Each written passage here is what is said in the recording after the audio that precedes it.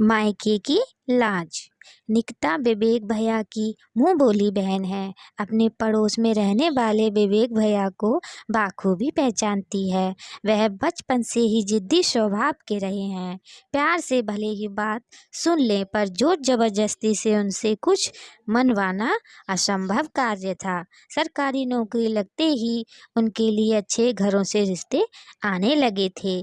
ऐसे में उन्हें अपने ही शहर की लड़की करुणा पसंद आ गई। करुणा के पिता करोड़ों के व्यवसायी थे। शहर में अच्छा भला नाम था उनका। 2 भाइयों की अकेली बहन करुणा परिवार की राज दुलारी थी। जब तक माता पिता जीवित रहे खूब मानदान होता रहा और वह भी मायके के नाम पर वैसे ही इतराती रही जैसे उसकी पूछ मायके में कभी कम ना होगी। 6 महीने पहले जब पिताजी गुजरे तो जैसे उसकी दुनिया ही लुट गई।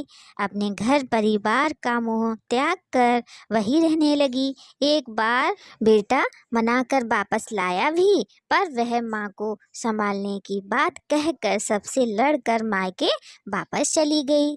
पुरुष का हृदय तो एक साथ कई लोगों के स्नेह को संभाल लेता है, मगर स्त्री के लिए मुश्किल होता है। प्रेमी या पति, मायका या ससुराल, बेटी या बहू में अक्सर एक को ही चुन पाती है, क्योंकि स्वभाववत एक निष्ठ प्रेम ही निभाने में यकीन करती है। बस इसी तर्ज पर वह पिता के घर को ही अपना घर मानती रही। पति व बेटे भी इस अगाध मोह को देखते हुए किसी तरह एडजस्ट कर रहे थे। वह रोकने से भी कहाँ रुकती थी, तो उन्होंने भी उसे उसके हाल पर छोड़ दिया। पिता के जाने का गम माँ से सहा न गया तो पिछले माह उन्होंने भी दम तोड़ दिया। अब वह बदहवास सी वहीं रहने लगी। किसी हाल में घर आना ही नहीं चाहती थी। उसका अपने घर के प्रति प्रेम को देखते हुए विवेक भैया भी ऊब चुके थे। आना जाना और वापस बुलाना ही छोड़ दिया। इसके बाद से वह अपने लोगों की आंखों में खटकने लगी।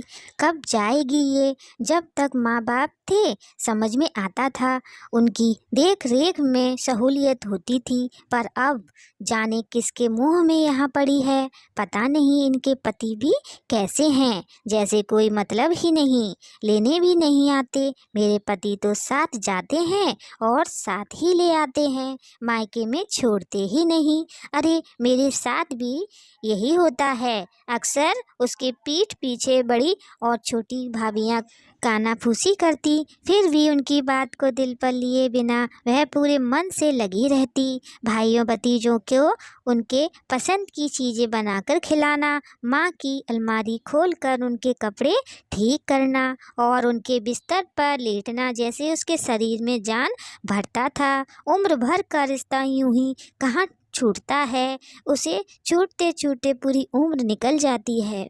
बड़ी बहन होने के नाते दोनों भाई बहुत इज्जत करते थे। उसके खिलाफ कोई कुछ ना बोलता। शायद यही कारण था कि उसका मुंह टूटता ही नहीं था। भाभीियों का क्या था, उन्हें तो 24 घंटे वाली मुफ्त की नौकरानी मिल गई थी, जबकि पैसों के आगे भी काम संभालने वाले नसीब से मिलते हैं। यहाँ तो बिल्ली के भाग्य से छीका टूटा था। सब भाप चुके थे कि ना तो वह ससुराल जा रही है और ना ही कोई बुलावा आ रहा है। अब वह जब तक घर के सारे काम करुणा पर छोड़कर बाहर जाने लगी। बच्चे भी स्कूल से आकर उससे ही खाना मांगते। उनकी माएँ कभी कुछ तो कभी कुछ और कहकर बाजार, सिनेमा या सहेलियों के पास चली जाती। जिस रोज कोई और कार्यक्रम ना बनता तो दुकान पर जाकर अपने पतियों के कान भर आती। अब करुणा खुशी की वजह से ना होकर बोझ बन चुकी थी। अपने भाइयों के स्नेह पर घमंड करती। बहन से जब सगे भाई भी कतराने लगे तब उसे अफसोस होने लगा। सोचने लगी कि काश इतना मोह अपने घर परिवार से किया होता तो कम से कम सम्मान तो पाती। आज ना तो मायका हाथ में था और ना ही ससुराल। अंत उसने निकिता को फ़ोन किया।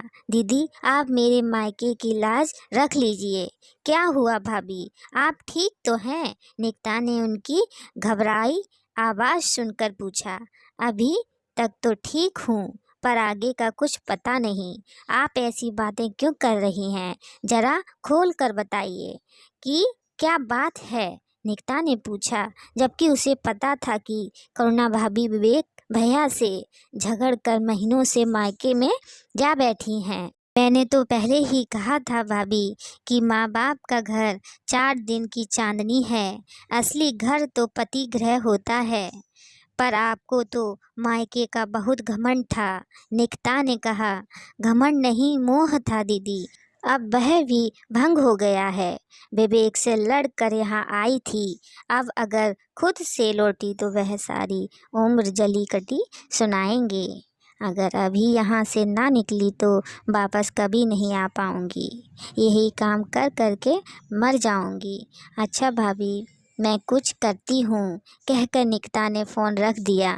घर की लक्ष्मी घर में ही अच्छी लगती है। विवेक भैया, आप भाभी को ले आइए।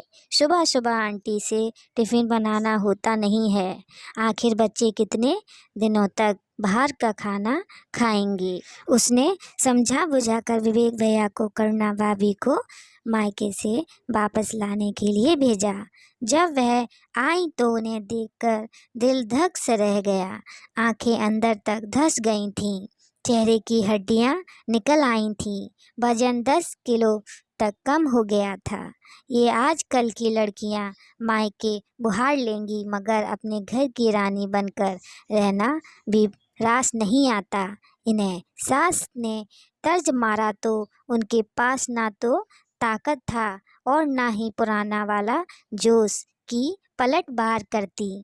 चुपचाप अपने कमरे में चली गईं और तकिए में मुंह छुपाकर देर तक रोती रहीं। ऐसा लगा कि जैसे आज सचमुच अपने घर आई हों। महसूस हो गया था कि जब तक माँ बाप हैं तभी तक वह घर अपना है। मायके की गलियाँ तभी तक खूबसूरत हैं जब तक आपके बचपन को पहचानने वाली नज़रें जिंदा हैं, वरना अपना घर ही सबसे सुंदर होता है। मन बदलने की ज़्यादा चाहत हो तो सैर सपाटे के लिए पार्क, बाजार और सिनेमा घर है ना।